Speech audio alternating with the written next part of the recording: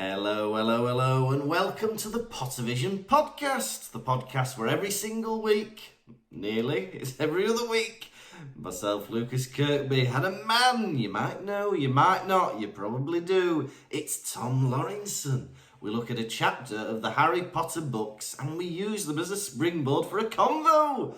This week we're on chapter 110, 110. It's not binary. 3 or something, 110, we've done a lot, and we're on chapter 15 of book 5, the Hogwarts High Inquisitor, and I'm highly inquisitive as to finding out how Tom is this week. 110.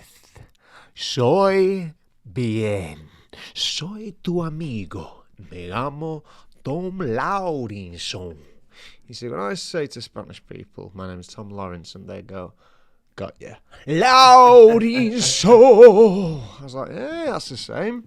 Hey, very good. Well, kids keep getting confused with my name at school. It keeps evolving in the wrong direction. So I remember telling you that I was Mr. Cugbig, and now someone sent me a card where I was Mrs. Cogbig with an O. So I was Mrs. MRS. It was Happy Easter, Mrs. Kogbig, Mrs. Cogbig. Maybe that's why they thought you went off for a month. I'd gone away to get all the legalities done on my name and my title. Right, you don't change your surname if you're having a sex change. That's not part of it. I went from Mr. Kirkby to Mrs. Cogbig. Exactly, yeah. That costs extra. But yeah, it's Easter now. I've got 3 weeks of holidays. And I don't know if I mentioned on the main pod, but myself and Martina were looking forward to going to Croatia for a week to get away from it all. And by it all, I mean Germany. But Friday, my car started playing up and the engine started overheating and we were supposed to be driving to Croatia. And yeah, 5 minutes of driving and it started smelling and the light came on and stuff, and then it kept happening. And you can't see a mechanic on the weekends, so we've just cancelled the holiday and we're just going to chill out in Alaman for the Easter holidays. Instead of chilling out in one paradise, he's going to chill out in another paradise. Exactly. Well, that's why, because I was thinking the other day, if someone had said to me 5 years ago, hey, you're going to have a week away in Germany, I think, bloody hell, great holiday. So it's all about the way you think. Just because I'm living here doesn't mean I can't treat it like a holiday. So yeah, we might go out. There's some mountains near here that we've never explored. Ooh. So we might have a look to see if there's something up there, like a sign or something. Or a cyborg. Take me to Lucas Kirkby. Take me to Lucas Kirkby. Hey, I'm here. I've climbed this mountain. You don't need to be taken to me. I'm here, cyborg. Exterminate. Exterminate. Oh, let's ask the doctor what he thinks. How about a little spell using my magic wand? Oh, no, it's the other Blongbogs. Oh, very good. Very good, Doctor Who. 100 series for you, methinks. The show that will never end. Hey, but enough of that. Back to our show, which is all about magic and monsters.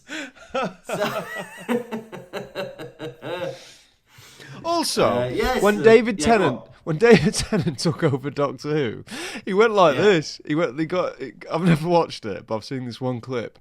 So they do a little transformation from one Doctor, whoever the other one was, Matt Smith or something, into David Tennant. It goes like, literally goes like this.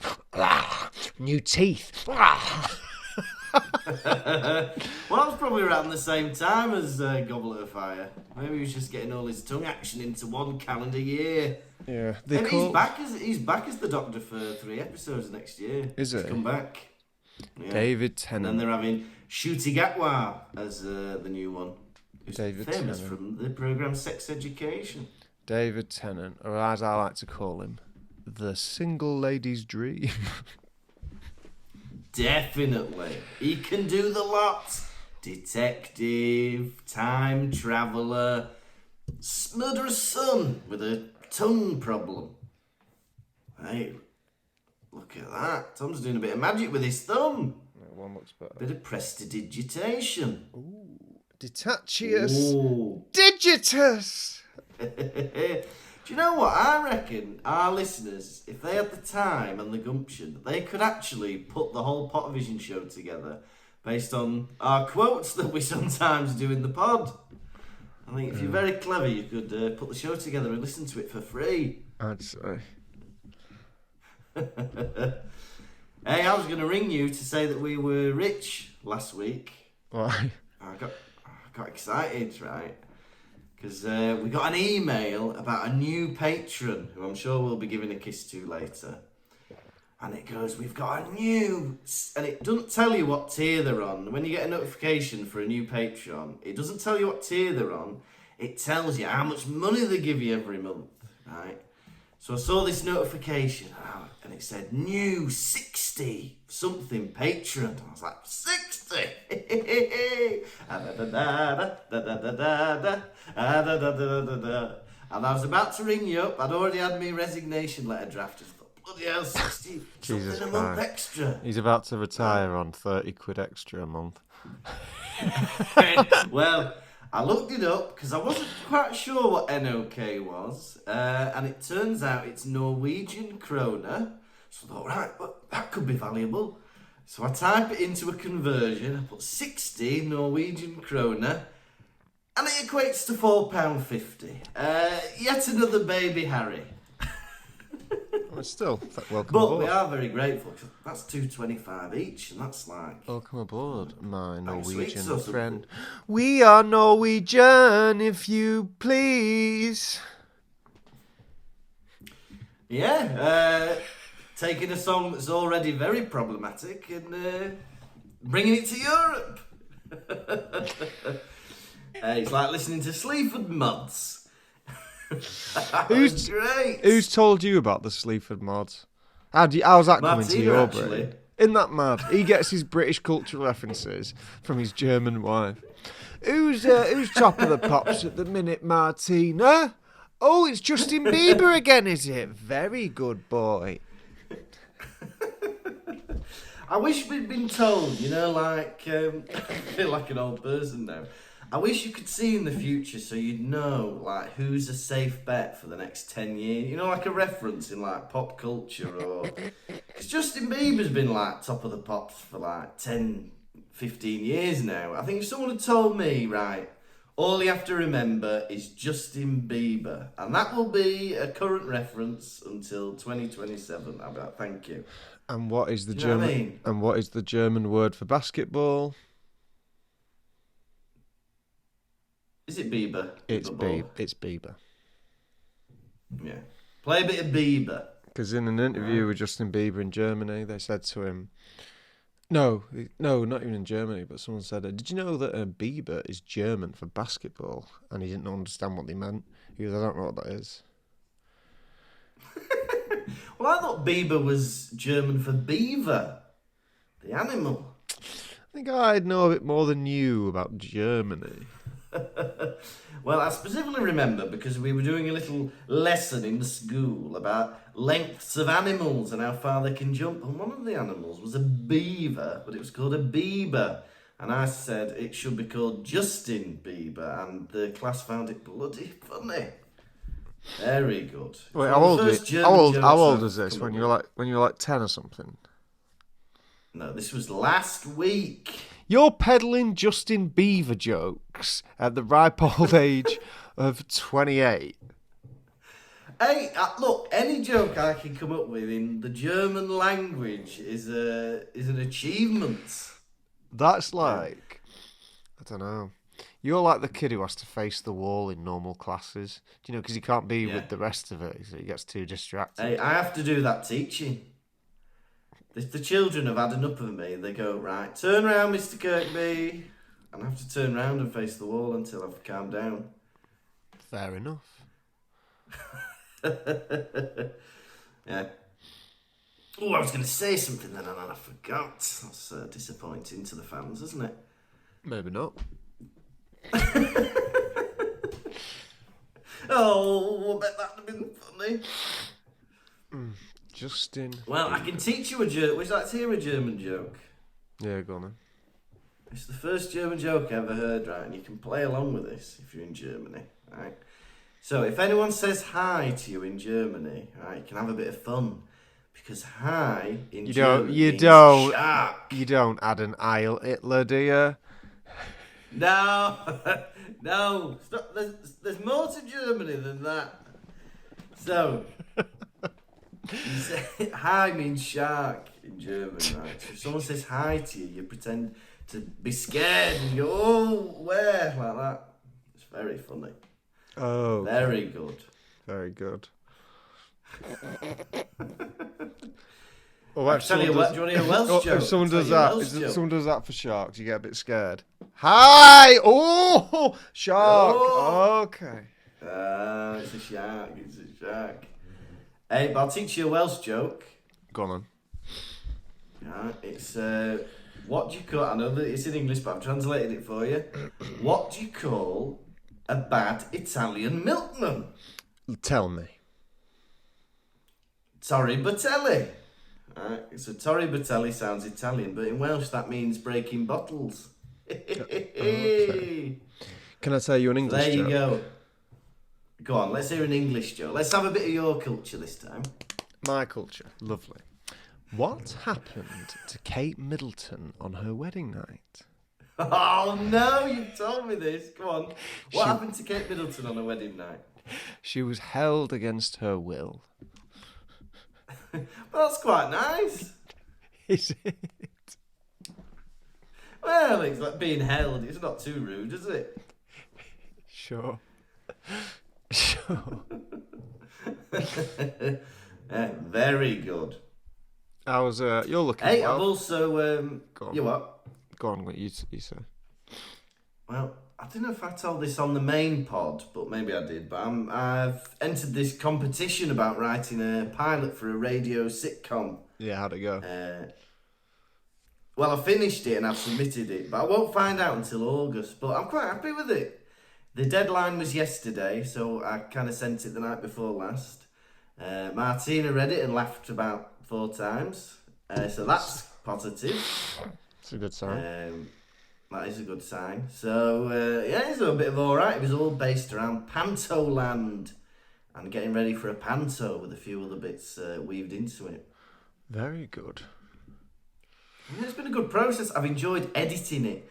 The trick is, because I was strict with myself, because normally I don't follow my own comedy writing advice. Because when you teach comedy or whatever, you say just write stuff, write with freedom, write as much as you can, blah, blah, blah, and then edit later. Don't worry about me writing the perfect joke. So I was like, right, I've got to write this sitcom. So I wrote with freedom. I didn't leave, well, I was typing on the keyboard, but in essence, I didn't let my pen leave the paper. And I went, right, tack. And then I spent the next week or so editing it and making it better. I'm like, yeah, it's a good technique. Better to get it out there and then fish out the shite. Very good. Editing is a fun thing. But it's hard. Once you get started, you're on a roll. But it's forcing yourself to sit down and get doing it. It's difficult to find the motivation. And because as well, normally if you have an idea and write it down, you feel a bit attached to it. You think, oh, that's a good idea. I don't want to throw that into the trash can. But you have to. They say kill your babies, don't they? Kill your ideas if they're no good. Oof. Yes. You been up to much this week? I went on a small excursion to Amsterdam. Oh. I went for 2 days with my pal Ben Silver, but I made the mistake. I was like, I don't really want to go for that long because I got a thing to do. So I was like, I'll just go for 2 nights. Yeah. But what's interesting, I spent 2 of them days travelling. One day, all the Hey! way, delays and stuff, and then on the third day, all the way back. So I had one day there where I went to like restaurants, went to a museum of freaks, and then had an early night. Hey, that sounds good. You'll like this freak story. So we went in this weird museum on the outskirts of Amsterdam. We go in, and there's a guy, right, who works there. And he's like, no food or drink, and €10 a ticket. And Ben walks over to him, and this guy was drawing in plain sight of everyone. And you could see clearly what he was drawing. And what he was drawing was a GCSE level of artistry picture of two women kissing. Yeah. Right, okay. You could see plain view what he was drawing. And Ben walks up to him and he goes, hey! He goes, you drawing? And he goes, yeah. Yeah. He goes, what are you drawing? And he goes, a bit embarrassed, he goes, oh, two girls? And then Ben goes, Yeah. and what are they doing? And he goes, oh, they're kissing.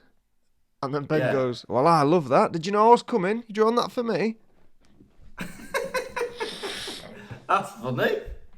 And then that was good. That was one funny thing that happened. And then the other funny thing that happened, on the way out, I was at the airport going through security. Yeah. And what did I do? Oh yeah, I was going through security, and this scally walks up to me in a t-shirt, and he's holding his baby, and he's got no shoes on. And he goes to me, he goes, hey mate, you ready for your cavity search? And I went like this. I've already had mine. I'm going round again. That's funny.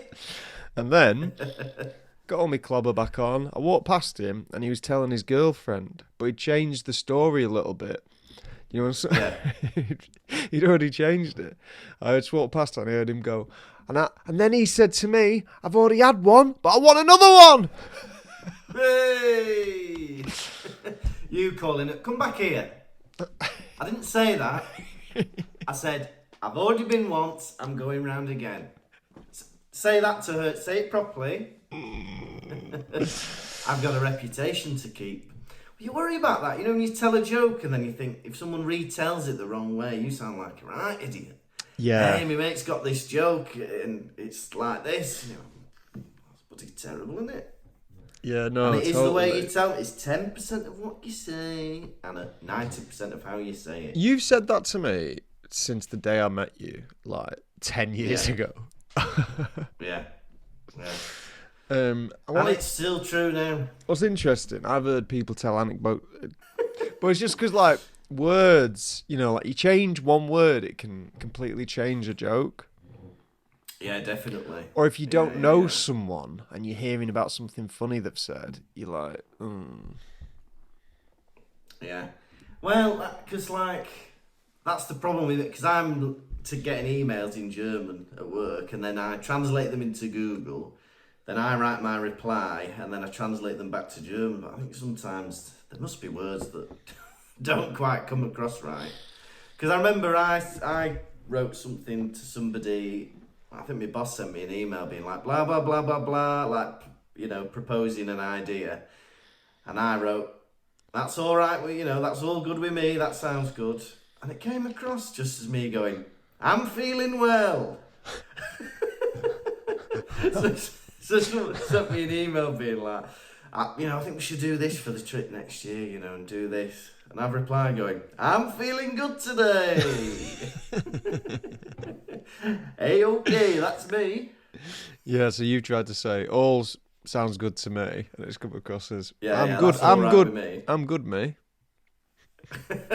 Yeah, I'm well. Yeah, so you got to be careful in this game. Yeah. This old game. But I think there's the understanding that I'm a dafty. Yeah. Hey, I've got to tell you something. I've got to do a course. What on? And it's going to take up all my time and energy. What? So, I applied to stay in Germany, right? And it was a pain in the buttocks, if you don't mind me saying. And the bit in between. And I've jumped through all these hoops. And did all these things in, like, health insurance and bloody, you know, work permit and all this stuff. pain in the bum because of Brexit. And finally they're like, right, here's your ID card, you're here for 3 years, happy days. I get a letter in the post. It says, right, you're here, now you have to do your language and integration course. I'm like, what's this? So they're like, well, to stay in Germany, you have to prove that you're on a course where you're studying the language, but you also have to do an integration module where you learn about how Germany works and like things like politics and government and stuff like that. So they're like, right, you have to do this accredited course. Well, I remember in my job interview, the guy who runs this school that I work at, it also does a language school. And he's like, if you ever wanted to do a course, you can do it for free. So I was like, well, that's good. So I signed up for this course, and it's 4 nights a week, and it's 3 hours every night, and I have to do it until next year, like 2024. What the fuck? And it's like I think it's like 400 hours of like learning time, and then you have to do an exam. What the fuck? So just to let you know, I'll be free Friday night and weekends if you wanna do the pod. What the fuck? I know, it's mad, isn't it? Like, well... What a perfect 'cause that's the opportunity other for me to announce the Pottervision podcast is over. But may we all welcome to our ears the Tom Lawrenson podcast, featuring frequent or semi-frequent contributor Lucas Kirkby. Hey, but when I'm not there, you can have guests. Connie, the Pied Piper, Lewis Shaw. Sorry that you were third, Lewis. You're just third to come into my brain. But yeah, we'll make it work. It's Martina I feel sorry for, because I'm bloody away all the time. Either teaching English or learning German. If I was you, I would buy a van and I'd live. Actually, go live in a van, and then you don't have to have a job, and then you can just do the course, and that'll be your job. I don't know if it quite works like that. Why not? I don't think it's anything to do with my address. It's the fact what country I'm in. You ain't thinking, brother. No. Why do you have a job? To earn money. Why do you need money? To pay for the hay. You're onto something there. That's fantastic. I'll forage for food, nuts and berries.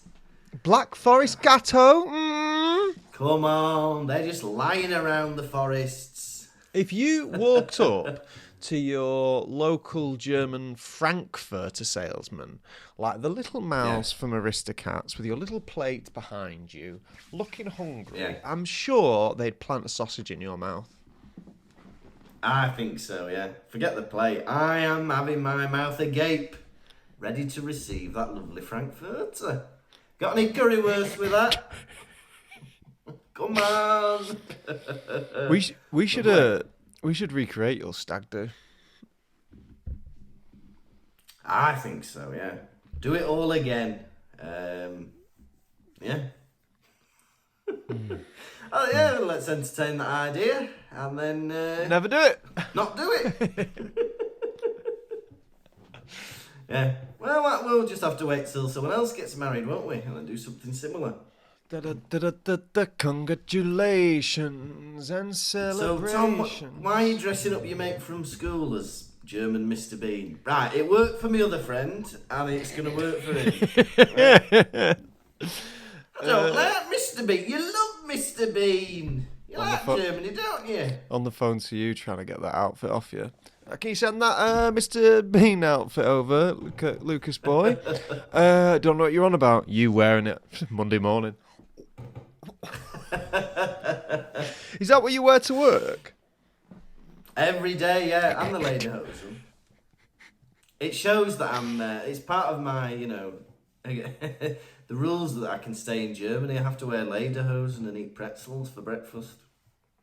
Yeah, and I go, look, kids, I'm, accepting Germany, but I'm not forgetting my English roots, Mr. Bean.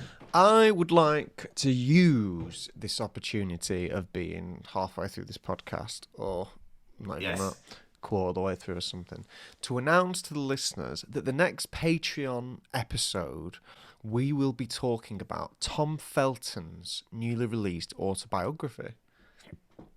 Yes, it is called Beyond the Wand. It's in all good bookstores and probably some shit ones. And it's also on Audible, so you can listen. Is it him narrating it, I assume? Yeah, that's what I downloaded. It's him narrating it, saying the words exactly as he wrote them in a little posh southern accent. But let me tell you this. For the first time on the podcast, it's like we're doing something Potter-related. So why not go to patreon.com/Pottervision to check it out? Yeah, there we go. Hey, but reading the first few chapters made me think that we should maybe watch The Borrowers for a future Double Vision episode. That'd be good. No way, because you know who's in The Borrowers? Slug on! Jim Broadbent! Don't do Why that. do you hate Jim Broadbent? I hate Jim Broadbent. What? Don't do that. It's offensive, Jim. I don't know what you're doing an impression of, Jim, but it's offensive. I don't know what you're doing an impression of, Jim, but it's offensive. It stops now. Bean sprout, green bean. We are the borrowers. Green. Oh. I'm sure the thing Cracking is, house short. one of the nicest things about doing this Pottervision podcast is we have a niche listenership, to say the least, right? And what is good about that is whenever Does that translate to not many? Yes, when I vent about something that I'm not a fan of, QI, people with dogs, Jim Broadbent, I will always get people coming up to me or sliding in my inbox saying, hey, so you know, you're not alone. I hate Jim Broadbent as well. That's good, a bit of solidarity. Do you know what, actually, Pottervision listeners? Can I just make a point on that? You are messaging Tom Lawrenson to say, yes, I agree, I hate Jim Broadbent. And yet, the other week when I announced Poppy's death, I did not get a single message of condolence for my beloved furry pet. But no, you continue to message Tom about how you agree that grapefruit is shit, and you can leave me to grovel in me grief. Anyway, do you want a fucking rundown or what? Yes, please. It's chapter 15, The Hogwarts High Inquisitor. That was a joke, by the way. You didn't have to send me a message of condolence. Professor Umbridge has been appointed the Hogwarts High Inquisitor. What does that mean? That means she can look in all the teachers' lessons, see what they're doing, rummage through their desk drawers, look in their hair for nits. Right, and she's making notes. Right, she goes to Grubbly Plank. What's going on with Hagrid? Grubbly Plank don't know, right? But she likes Grubbly Plank. She wants Grubbly Plank to replace Hagrid. Then she goes to see Professor Trelawney. How many years have you worked, dear love? That's a lot, considering you're still a bit shit, aren't you? Then she goes to Professor McGonagall. And Professor McGonagall is not having any of it. She's like, right, you stay over there. Stop messing about with my lesson. She's like, all right, Professor McGonagall. And she makes loads of bloody notes. It's fantastic. And then right at the end, Harry has a dream about being in a corridor. And that is the Hogwarts High Inquisitor. What a chapter, eh? A chapter it was. Umbridge has been appointed the High Inquisitor. Percy giving it the big one in the paper. What a dilemma. Mugwump sounds offensive. Yeah, I wouldn't be like to call them mugwump. Whatever it may mean. But it did sounds get like me... yeah. It did get me thinking, this episode, that it's about time Hogwarts had a bit of structure. Not just Dumbledore sat in his office, licking his pen, deciding what he's going to do for the year. Oh, I'm going to make Hagrid the PE teacher this year. Oh, I'm going to make Flitwick captain of the girls' football team. Oh, I'm going to make Snape the commander of the mermaids. No. right? Government's coming in and saying no more mucking about. A bit too long have these three been running around, living it large. They should be put in, for the lack of a better punishment, exclusion. Yeah. Well, I think you're right about Dumbledore, because he's spreading himself too thinly. He can't be headmaster of Hogwarts, supreme mugwump, and chief warlock of the Wizengamot, or whatever he is. It's like, well, how many things are you doing here? You can't do everything. But also, it's like me, I had to give up badminton or swimming. I can't remember what it was. No one asked you to give up either of them. Yeah. No one have to give up. It was either gymnastics or going to McDonald's, and it was an easy choice. What's really funny, once, when you were a younger lad, you put on Facebook, this is your status, you put, I'm loving improv and stand-up at the moment, but it's just very sad knowing one day I'll have to choose just one. Did I? And then a lot of people commented going, no, you don't. I don't remember saying that. Is that definitely me? Yeah, it was you. Bloody hell, what a maniac. Oh, well, now I'm doing neither, so who wins now? I'm here. Well, we're doing podcasts, that's like stand-up and improv mixed together, isn't it? It's prepared. I'm Pottervision. And we're improvising, we're listening. On the main show. But let me tell you this. I was chatting with my pal the other day, who's also a stand-up, about when you come off stage and you think you've done all right, and then the MC slags you off. Oh, that happened to me in bloody Royal Exchange Theatre. What happened? They went like, hey, I'll tell you who it is. You'll know who it is immediately when I say. I know who it is. You know, yeah, Harvey's jacket and a rucksack. Yeah. And I came on and I did me comedy songs and it went down all right. And then he came on afterwards and he was like, oh, and next we've got another singer. And he was like, bloody hell, it's the X Factor. He was saying, taking the piss, and it was like the X Factor. But saying it like I didn't do very well. Didn't he go like, what was it? Didn't he go like, what was that shit or something like that? No, he didn't quite say what was that shit. But he might say something like, what bloody hell was all that, or something like that. Yeah. But it was funny. I was thinking it weird. I was thinking of you because my pal came off stage thinking I went all right, and then Comet goes on stage and says to the audience, "Fucking hell, watch out for him in the car park." What does he mean by that? Well, he's going to stab you. We know who the school shooter is. Yeah. That's funny. Yeah, no. Well, I did that gig in that rugby club where the guy who he headlined and he also booked the gig, and he like stole like Gary Delaney's jokes and did like racist, homophobic stuff. And then he slagged off my act after I'd been on as well. That was terrible.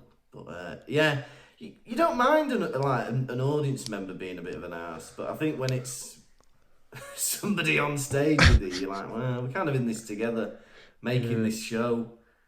Yeah. It was like another teacher coming into your classroom going, "Don't listen to Kirkboy, Mrs. Kirkbull, whatever she's talking shit, can't even speak French, whatever." But let me tell you this. Yeah, it's very weird. So you brought up the fact that Dumbledore has bit off more than you can chew. He's got all these titles: Supreme Warlock, Little Mugwump, head teacher of a school. But not only that. Hey, we're not letting that slide. He's the head teacher of a stool, which is funny both as a chair and as a turd. It's Bogwarts. Anyway, carry on. But not only is he doing all them, he's also trying to take down the most evil man in existence. Yeah, right. You're going to have to choose, right? You can't do Hogwarts, Voldemort, Wizengamot and Mugwump. You've got too much on, and I can't drive you there every night. every night of the week, I'm Mrs. Taxi driving you, Dumbledore. I've got to drive you to Mugwump Club, Chief Warlock Association. I've got to drive you to the bloody Deathly Hallows and back, that bloody White Tomb. I can't be doing it. You want me to go to a cave this weekend? But it's like the age-old thing, isn't it? Do you quit swimming or badminton? Do you know what Lucas decided to do in the end? He quit both. I quit both. Well, I can't be doing all these things. And that's what Dumbledore needs to do. His mum can't be taking him to all these clubs. It's not fair on her. She's got to have her own time for herself. But imagine if, like, I don't know. So you're a teacher at a school, aren't you? Yeah, kind of. Yeah. What if it was up to you to, like, I don't know, settle this war in Ukraine? Oh, bloody hell. Well, I get Wednesday afternoons off. So that'd be, I could answer a few Ukraine-related emails at that time. Well, Friday, Saturday, you've got Pottervision editing to do. Yeah. You can't do it then. Can you do Sunday at 4, Mr. President? We need to discuss you sending us some more weapons. Thank you, Joe. The salute of a nation. Yeah. Hey, well, he used to do comedy, didn't he, Zelensky? So maybe I should ask him. How does he juggle everything? Although, that's not me imagining that he is also doing the stand-up circuit at the moment. I'm not saying that. But yeah, I'm sure he went on like Ukraine's Got Talent or something. Something like that. There you go. But yeah, I don't think I could do what Dumbledore does. Yeah. I've got podcast, and I've got work, and now I've got 3 hours, 4 nights a week learning German. That's enough for me. You also have a flurry of children you are trying to mould into good students. And tell you who's also a good student, Draco Malfoy. Oh, he's one of the best. He's Professor Snape starts reeling out the essays that have been graded. And he starts slagging off people who have got a D. Malfoy's ears prick up and he goes, some people got a D. And it's like, wow, he's confident enough to prove that he hasn't got a D. That's a good student. Yeah. Harry's not as clever as him, yeah. What you've got is a clever bully. Yeah, and do you know what? It doesn't do to, if there's someone you don't like in school or in general, right? You can't just be annoyed at everything they do and everything they say. And, if they get a good mark, it doesn't have to be, wrong or whatever. You have to admit your enemy's strengths. Only when you accept your enemy's strengths can you, be better suited for victory. Yeah? You need to respect your opponents, yeah? He's a clever lad, Draco Malfoy. He does well in his exams, doesn't he? I couldn't believe his dad was only 41. It makes sense. But when they said Lucius Malfoy, 41, I was like, is he? Bloody hell. That was a tough wizarding war. Well, just the Potters were teen mums, weren't they? Yeah, so he must have been a lot older than all that lot. Not that much. Only like... How old would he have been when he had Draco? Like 25 or something? I don't know. Yeah, something like that. Yeah, that's true. But I feel like he's more like the Weasleys' age then. They seem to be in their 40s, something like that. Some old shit like that.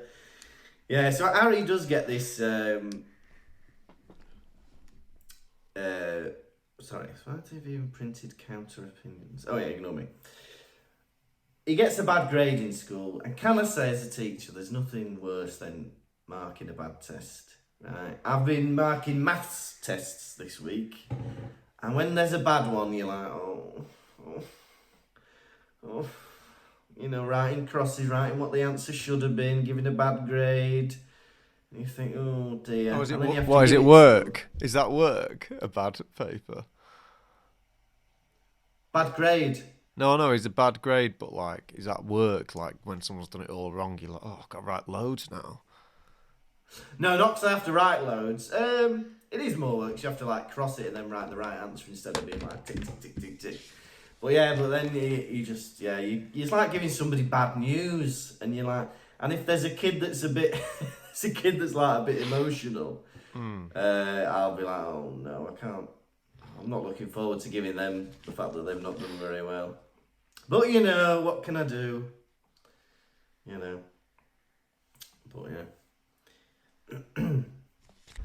yeah. Snape, right? He goes, right. You've done your essay on poisons or whatever it was. Well done. Right now, your homework next week is an essay on antidotes. Like, Professor Snape, where is the 6 weeks of work before this assessment? You've just done an assessment with us, right? We need a bit of a scheme of work, a curriculum. When have we had time to learn about venom? You know what I mean? That's what I'm saying here. Yeah, I think they've got a week, haven't they? Yeah, that's true, eh? Speed learn. How can Professor Umbridge be inspecting other people's lessons when she has her own lesson to teach? Not only does she have one lesson to teach, she has like 7 years of people to teach. I thought that, well, maybe she has one free lesson a day where she can go and do a lesson. But there's one where she does like 3 lessons a day. It's like, you've got 7 years of Defence Against the Dark Arts to teach. And you've got 2 learning groups for every year. You think, well, wait, that's 14 groups. Never mind how many classes a week you have with them. It's got to be the time turner. Hey, maybe that's what she's doing. Yeah, bloody hell. Imagine if that's the twist. 700-page book. It's the time turner. You did that in book 3. It's back again. Harry Potter and the Cursed Child. It's the time turner. Oh, for fuck's sake. Oh. Deathly Hallows, the time turner. Well, it didn't have to be a Deathly Hallow as well. We've had the time turner. Fuck's sake. I don't know about you, Tom, but I do not like the OWL grading system. Right? Oh, me either.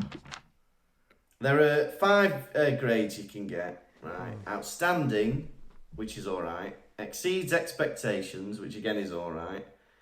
Acceptable, which is all right. Poor, which I don't agree with, and then dreadful. And these are the 5 things you can get. And you can get troll. Bloody hell, is that a real one, or were they just joking? That's got to be a joke. Well, the thing is, the fact that poor is one, dreadful is one of them. Troll might as well be one of them. Yeah, definitely. Because trolls are thickies. You're a troll. Well, it's a bit like those when you do, because I remember doing music exams and like performance exams, and there you could either get pass, merit, or distinction, or honours actually. You could get honours at one point, or a fail. I am honoured to take this test. Lovely. Yeah. Oh, it used to be weird doing those. Did you ever do music exams? No, unfortunately, I'm not gifted with the talent of music. I'm only gifted with the powers of persuasion. Yeah. Well, I remember doing an exam, maybe it was about 12, 13. And it was like, you just get put into a room with this ancient retired music teacher who's your examiner. And then you have to do 3 pieces, and then you have to do a sight reading thing. I remember once he asked me to take my shoes off before touching the pedals.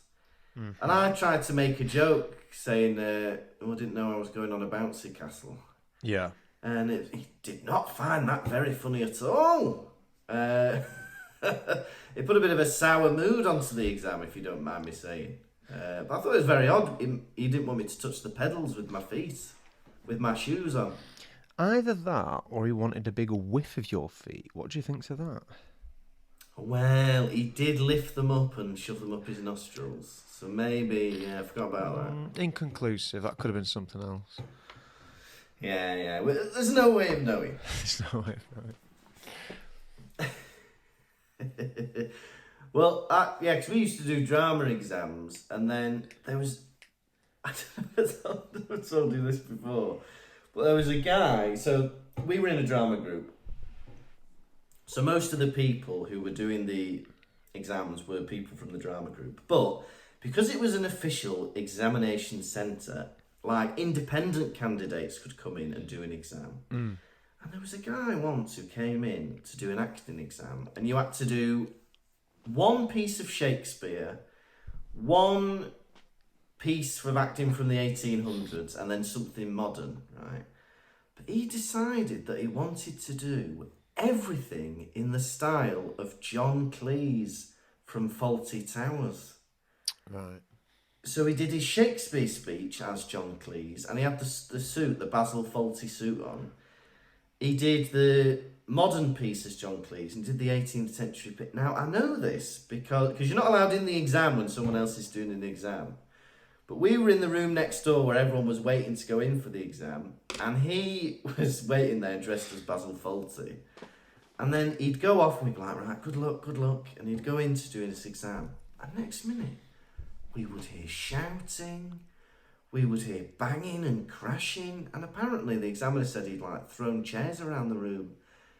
Like he's going mad in Fawlty Towers. Well, I can't say I find John Cleese funny, and I can't say I would have liked to have been in the room when that man was doing that. So, poor marks for everyone involved. Fail. Well, how many points can you deduct for them being John Cleese? Because if they did everything perfect, like if the acting, the intonation was perfect, diction was good, they remembered all the lines, knew all the theory, but they did do everything as John Cleese, can they still get a distinction? I don't know. I'll find that examiner and ask. Yeah. I don't know, it must be horrible having your lesson observed. I had to do a lesson to get into school, to get the job. So 3 people sat and watched me do a lesson. But I used to do lesson observations, but not for the teachers. I observed a kid, so I'd have a kid that I'd be assigned to, and I had to look at their behaviour and see if there were any patterns, if there were any triggers, if there were, what worked well, what didn't work very well. And that was very fascinating. It was a bit psychological in that respect. But yeah, the idea of someone checking up on you is not very nice. Yeah, it is a hard thing to do, to perform while being observed. Yeah. Well, and especially because Umbridge is the worst type. She's interfering, she's not doing it from a distance. And at one point, she does what people do to us in the comedy world, where they go, go on, tell us a joke. She goes to Professor Trelawney, go on, predict something then. It's it don't work like that. My ball's not ready. Very rude.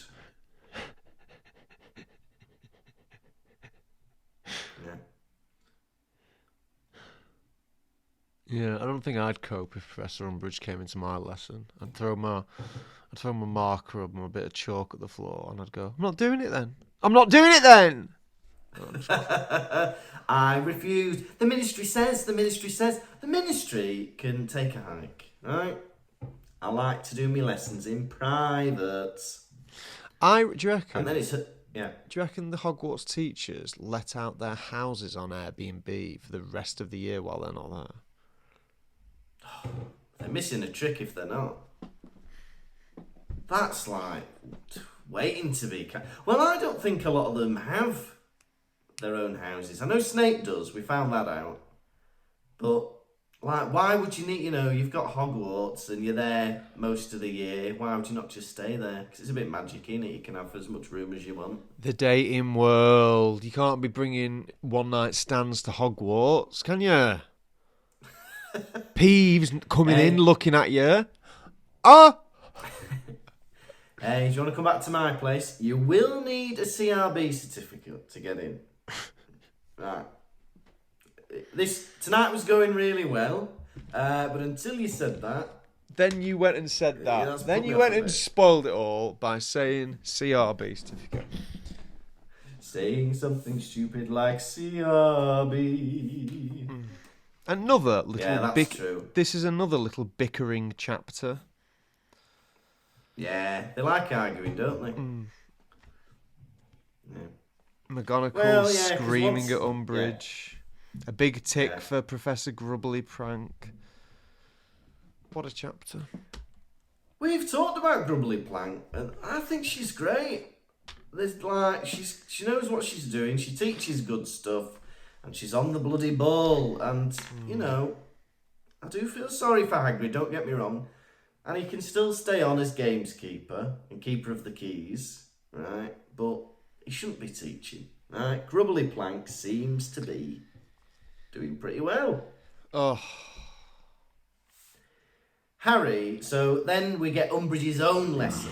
So she can't observe herself unless she had a mirror. She's teaching her own Defence Against the Dark Arts lesson, right? And Harry, even though he's already had loads of detentions, and even though McGonagall has told him not to rise to it, he can't help getting a word in with Umbridge when she's peddling tripe. He's got no, self-restraint. He's like, that's a lie! Voldemort's going to kill us! Right. You can disagree with someone in your mind, in your own brain. You don't have to be shouting out. He'd be shit in a pub quiz, is what I'm saying. It's Peter Gabriel, Sledgehammer. Shh, Harry, shut up. Everyone fucking heard that. Keep your voice down. Well, I think what Harry's doing is standing up for what is true and what is righteous. I think if I was in the same scenario, I'd be saying the same thing. You see, the thing is, you've got the fate of the wizarding world in your hands, and there's this new propaganda going round that Voldemort has not returned, that Harry and Dumbledore are crackers. So what are you going to do? Just roll over and let them say that about you? Or are you going to set an example in front of all these people who know full well the consequences of shouting out in Umbridge's lesson? You need to show them that you stand up for what is true, because you're about to get tortured. So you're like, wow, he's willing to get tortured. He's either insane or what he's saying is true. And what I've seen so far in the past 4 years of studying with him, he's a brave young man who, I don't know, is not mad. Yeah, well said. Well said. I've got nothing to add to that. That was fantastic. Thank you. And so much so that Hermione suggests to Harry, hey, Harry, maybe you should start some lessons. Oh, yeah. Teach the kiddies how to defend their bodies from harm, how to defend their brains from harm. And he thinks it's a daft idea. And I did at first, because I was like, agreeing with him, I'm like, well, he's not actually particularly talented in a lot of things. But then he's like, well, but, you know, I know how it feels to be nearly dead. I know how it feels to fight evil and have nasty things happen. Yeah. Yeah. So that's exciting. We're getting the seedling of a potential club that I'm sure we'll see develop. Yeah, fantastic. And Hermione, for the first time ever, says a rude word, doesn't she? Oh, she says cunt. No, she says Voldemort. Oh, sorry. Oh, silly you. Ignore me. Silly you, Tom. She says Voldemort. And if she's like any other teenager, learning a new word, she'll be saying that morning, noon and night for the next 5 years. Morning, noon and night? Right. How many rude words from a little girl's mouth are you giving this chapter out of 5? It was all right. We got some. Because I work in a school environment, I'm quite interested in the idea of examining how teachers teach. How are they different from one another? I like the idea that we're being planted with Dumbledore's army, the start of that. It was an alright chapter, not too much going on. I'm going to give it a middle for diddle, 2.5 little girls with potty mouth saying a rude word out of 5. I accepted that this was a chapter. Bickering, Umbridge, hell. Is it misogyny that Harry has against Professor Umbridge? A professional of equal stature to Dumbledore coming into this school, and yet he cannot stand her. I hate to see it. It's a sad thing to see. I, for one, think she's trying her best, and she believes what she is doing is right, and you cannot fault her for that. But otherwise, things at Hogwarts are going pretty well. I've got to give this chapter no less than 5 foul-mouthed girls out of 5. Wow. Now, are you ready for quiz? Quiz, yes.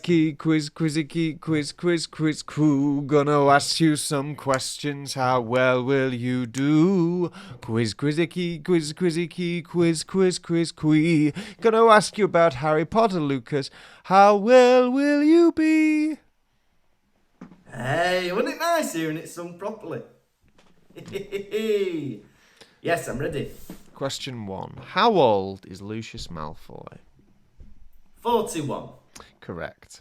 Question 2. What did Harry get on his essay? Moonstone essay. Dreadful. And what did Ron get? He got poor. Who is Professor Trelawney's grandmother? Oh, shit.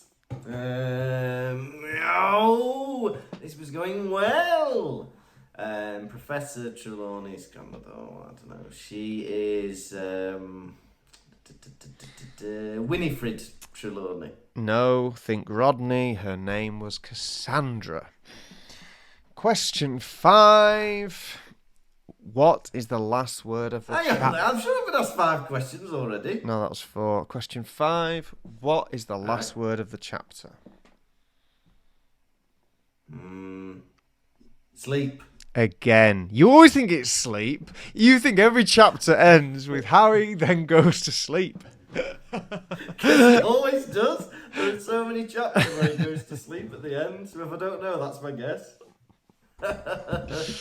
He goes asleep. Now it is time for the nation's second favourite segment. It's Hedwig's Droppings. We're not alluding to owl poo. We're not alluding to ploppings. We mean the messages you send in when we allude to Hedwig's Droppings. What's in a beak this week? Well, we've had a couple of questions and emails. The first one is from Cameron McIndoe on Patreon. Now, Cameron says, now I like this question. He says, if you could attend Hogwarts for 1 year out of the 7 we see in the books, which one would you choose? So you're a Hogwarts student and you can either be at Hogwarts for a year, but in which of the 7 books would you like to be in at Hogwarts for? First thing in my mind is Triwizard Tournament. It's Goblet of Fire. There's so much going on. It's a good bit of fun. How about you?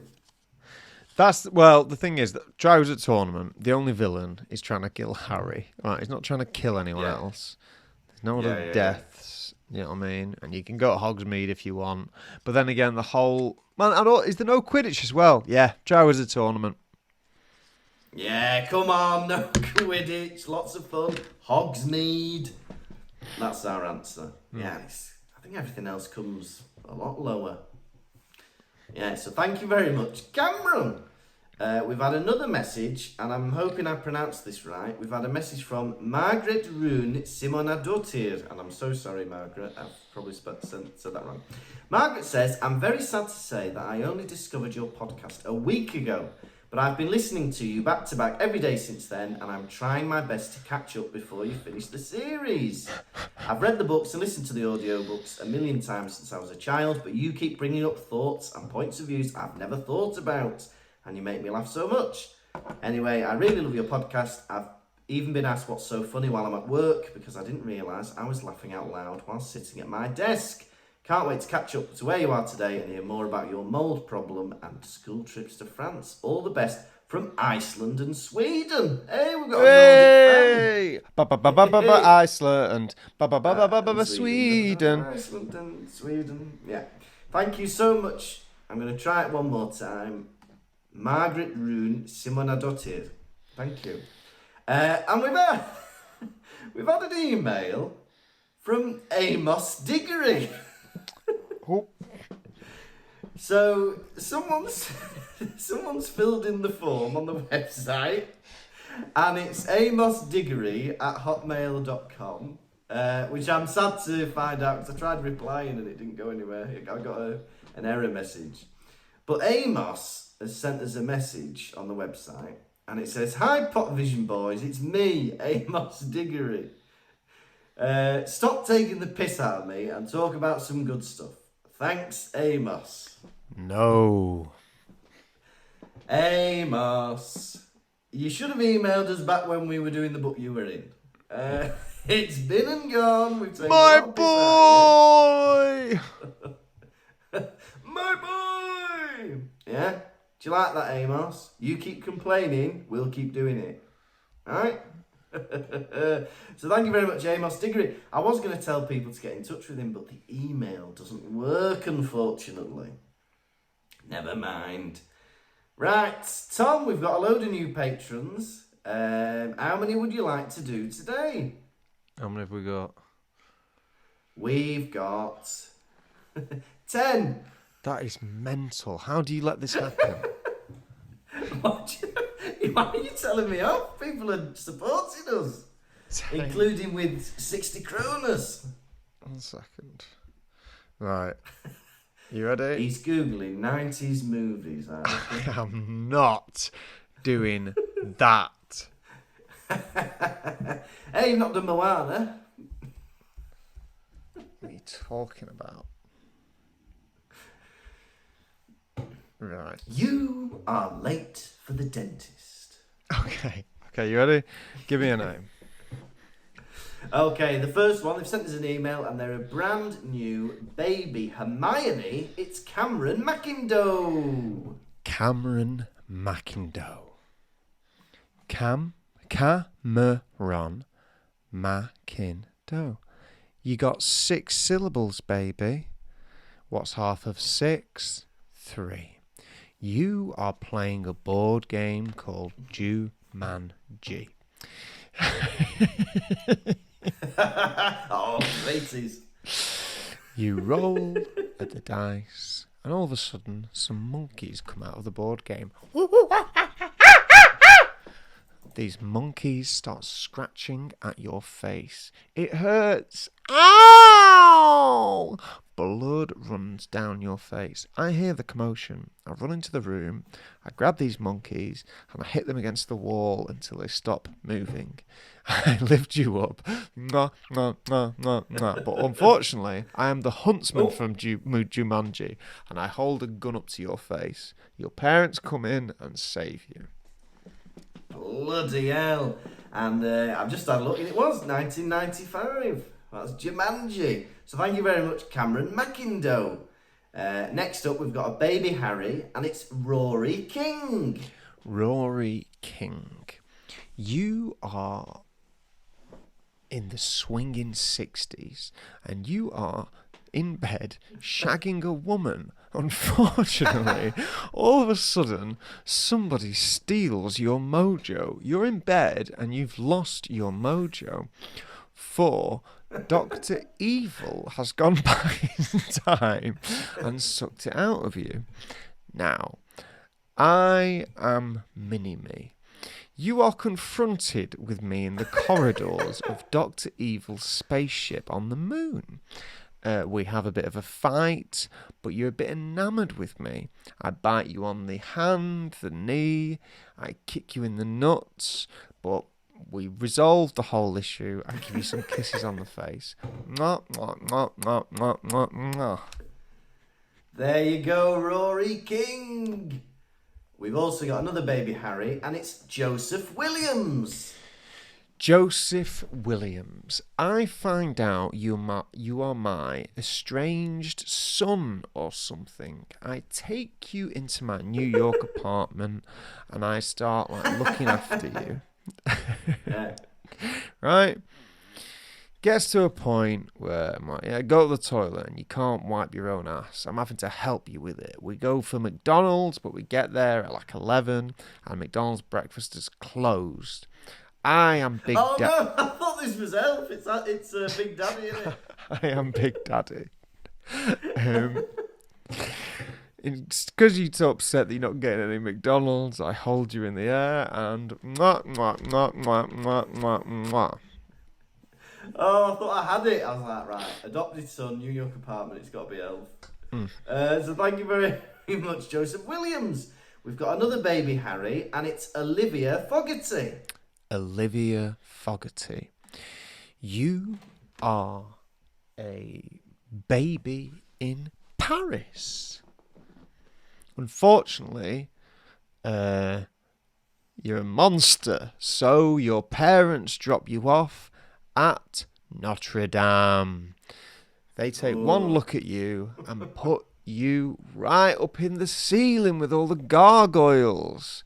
Your name is Quasimodo, a name that means half-formed. My name is Esmeralda. I'm the sexiest girl in town.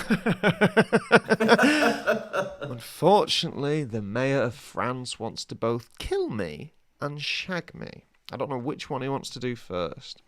But also, you are in love with me, Quasimodo, and you want to kiss me.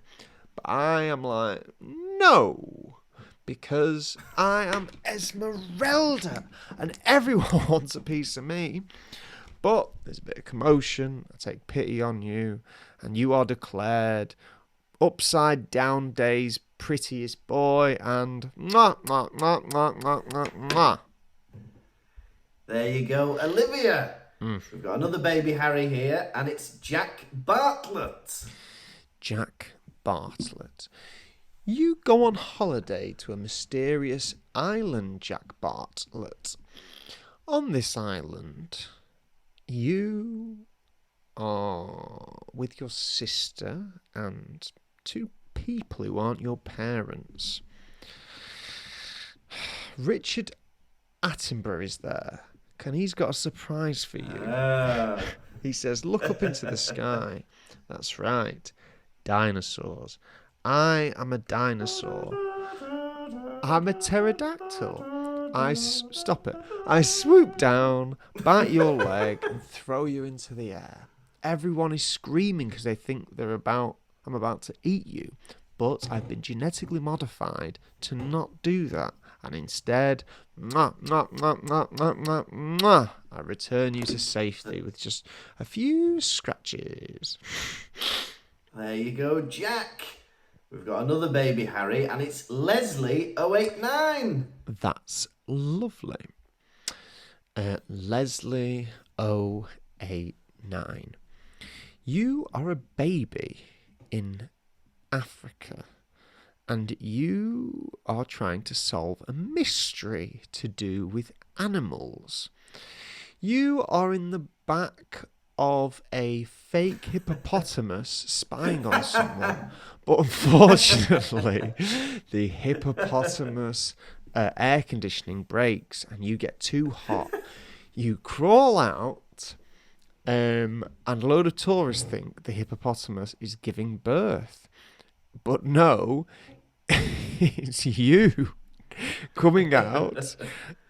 You've landed on the floor. I am a tourist. I run over and think, why not? I'd love to kiss a baby hippo. And mwah, mwah, mwah, mwah, mwah, mwah, mwah. Lovely. We've got 4 left. How are you doing? All right. Hey, so thank you very much, Leslie 089. We've got another baby Harry, and it's Dan O'Reilly. Dan O'Reilly.